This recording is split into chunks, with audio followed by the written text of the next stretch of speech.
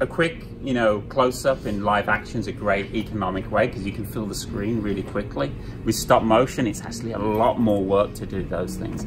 So where those crop up, they do require a lot of work, but they give such like energy and such kind of tactileness to our products that we really like doing it as well. We started this crazy process, this idea we had back on Coraline was to take this age-old technique of replacement animation and fuse it with 21st century 3D printers.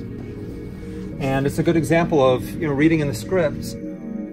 Adelina has, you know, she's in her study, and then there's a brief moment where we see out into the hallway, and so I always know when I read that, like, oh yeah, that's like another set. It's, and it'll get bigger and bigger. So we always start with, oh, maybe we just put a wall with a picture hanging on it, and then the camera moves around and starts to reveal more and more. So just to rewind, where do we start? Well, we're going through the scripts and the boards and getting a feel for the film and feel for the characters. We start to see these 2D designs and turnarounds start to be generated.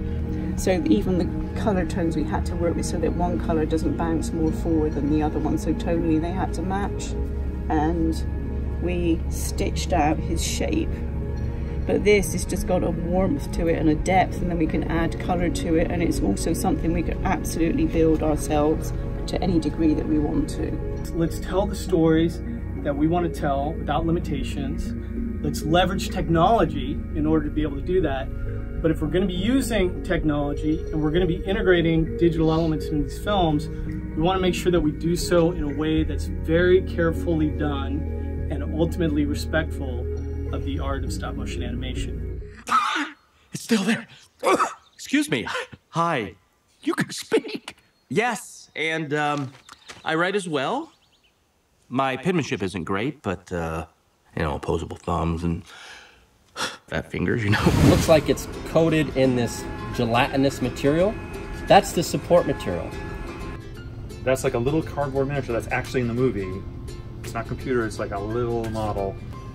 The way that we produce this, as you can see at the bottom, there is a hexapod. This is a 6-axis kind of motion platform, something that we use in like flight simulations or something like that. We started using these on KUBO with the giant skeleton. The torso of the giant skeleton was mounted on a hexapod, and we kind of took it forward for the stagecoach activity as well. I particularly love this set. I like the colors in it, I like the textures. I felt like it photographed beautifully, but I think the most fascinating thing about this unit is not the set, but the sort of, you know, all the technical stuff that's around it. This we used on Paranorman, Box Trolls, and KUBO. So this was our bedrock technology for over 3 films. This printer was not released to the public when we started using it. The reason why this technology was the only 3D printing technology for decades was because it was based on everything we know about inkjet printing, 2D inkjet printing. I'd like to point out that this is an incredibly, we don't have an official number, but it's many, many tons. And what we do is we start to look at this sculpt and this character and sort of break it down and think about what we need to do in order to create a puppet